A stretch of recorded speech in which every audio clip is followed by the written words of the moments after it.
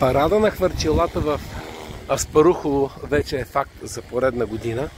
Вижте това голямо тяло. Не мога да преценя колко метра, но изключително голямо.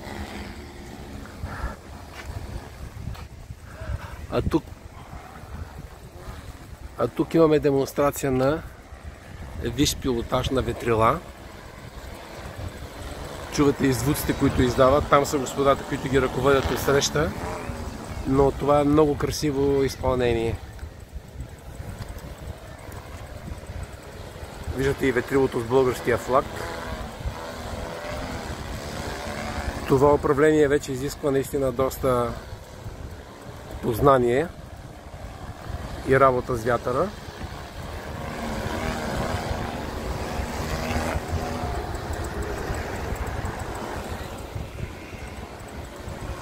Наистина е много красиво.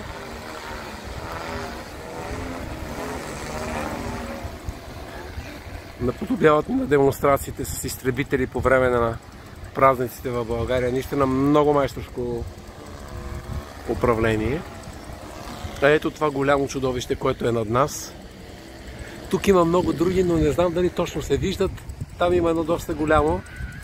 Ето там целият плаж в Аспарухово до срещната зона, където е галата, е пълна с ветрила, хвърчила. А това е най-голямото от всички, се вижда изключително отдалече. А на фона там в морето пък стартираха участниците в ветроходната регата Порт Варна. Така че празника е фантастичен. Още веднъж към майсторите на тези хвърчила, които ги управляват по невероятен начин. Истинско майсторско управление. Точно като самолети са, такава и формата им.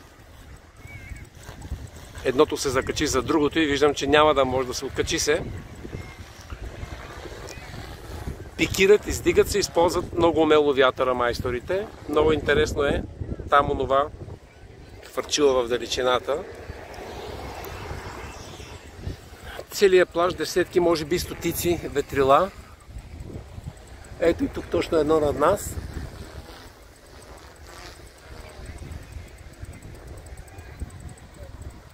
Парада на ветрилата няма някакъв състезателен характер, по-скоро много хора обичат ветрилата, много хора ги използват дори по плажовете, постоянно можеш да видиш по плажовете различни форми и най-вече животни странни във въздуха. Така че това дава шанс на тези, които обичат ветрилата, да ги покажат на много повече хора.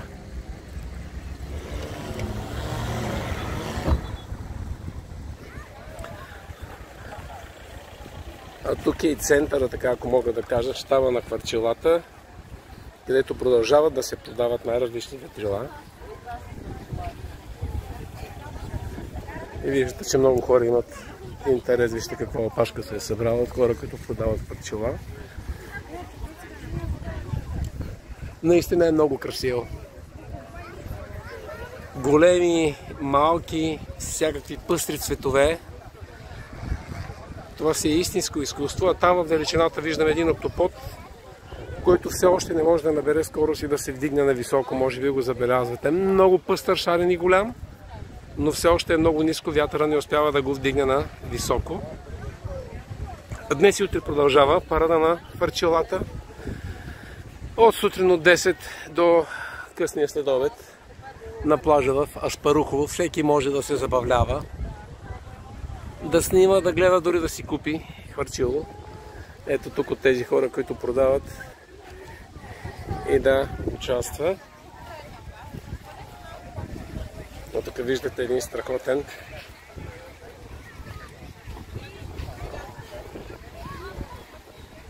всички хвърчила. Те първо ще се разтварят и ще тръгат във въздуха. Ето тук едно много интересно хвърчило.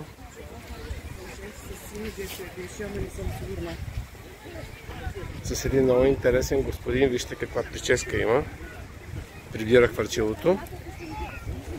А тук са доста по-малки, не знам дали ще забелязват, но повече от 100 ветрила, хвърчила по цялата плажна ивица в Аспарухово са във въздуха. Тук са доста по-малките, а това е Батман.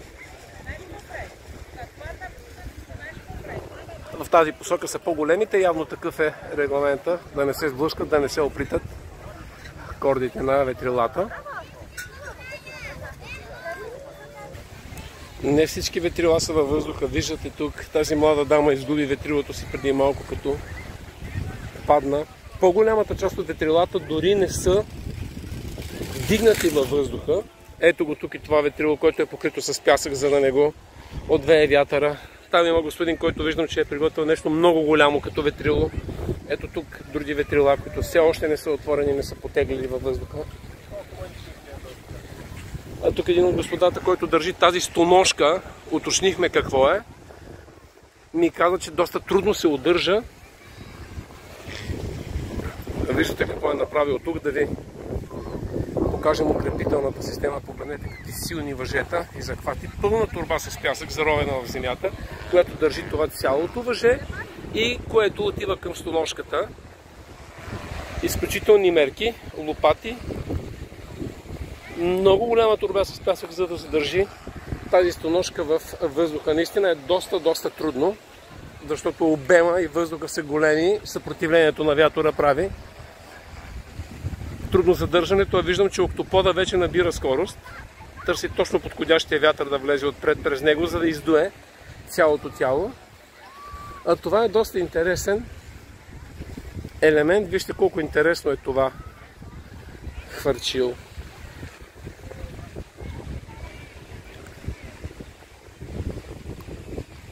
Което бързо се приземи.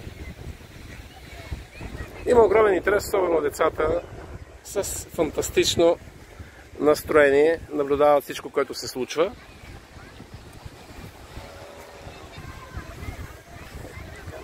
Тук виждаме едно интересно ветрило, което е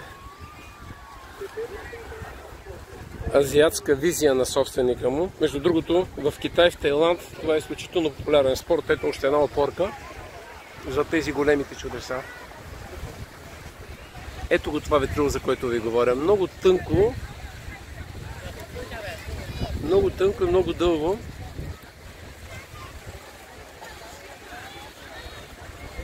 Да, успя да го вдигне. Ето го човекът, който получава ръкавици, за да се справя по-добре.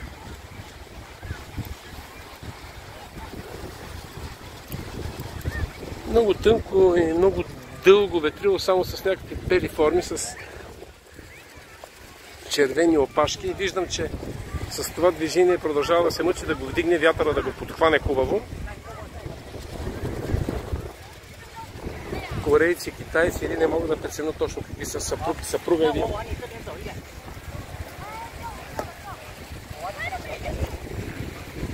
Но е интересен тип ветрило. Всъщност много дълго, който ако бъде вдигнато на високо, ще предизвика огромен интерес. Трудно се забелязват малките ветрила, а в посоката, в която ви показвам, за да видите колко много ветрила са тук. Колко много. Небето е изпъстрено с ветрила. Това вече се заслужава. Отивам там, където са всички хора събрани. Виждате, след малко ще го издуе вятър, но това е, не мога да преценя какво. Струва ми се голяма мечка или какво. Жълтото хвърчило пристигна буквално преди малко. И в момента вятъра го издува. Голям обем вятър му трябва, за да го вдигне. Виждате колко хубаво е направено и какъв хубав изкрящ свят вече взема мястото си във въздуха. Фантастично е наистина.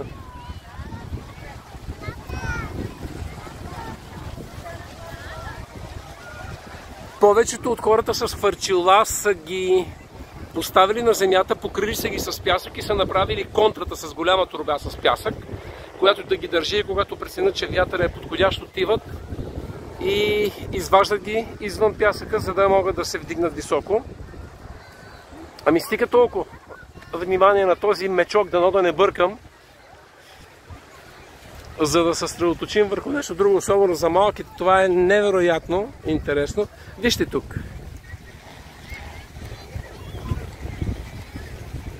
Вижте тук какъв тигър, след малко ще поеме във въздуха. Ето го. Ето го, този тигър чака да се напълни с въздух, за да се вдигне на високо горе. И изключително екстравагантният собственик на това речило. Виждате с каква прическа е.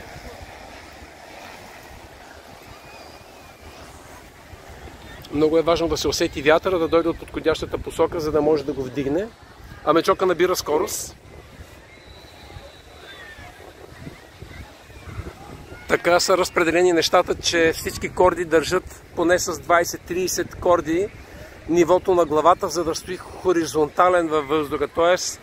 да стои с лицето надолу. Невероятна красота е. Наистина това е най-големия за сега.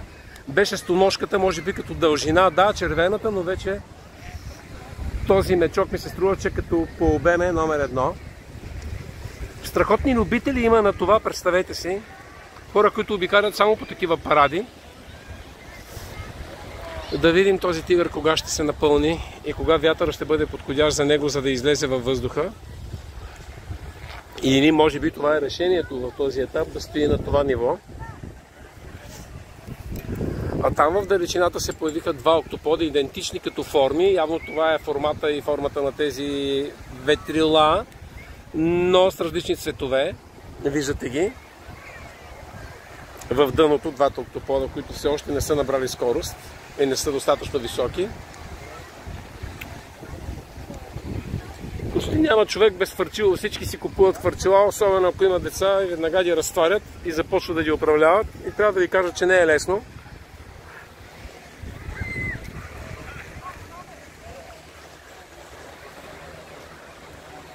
За сега този мечок е номер 1.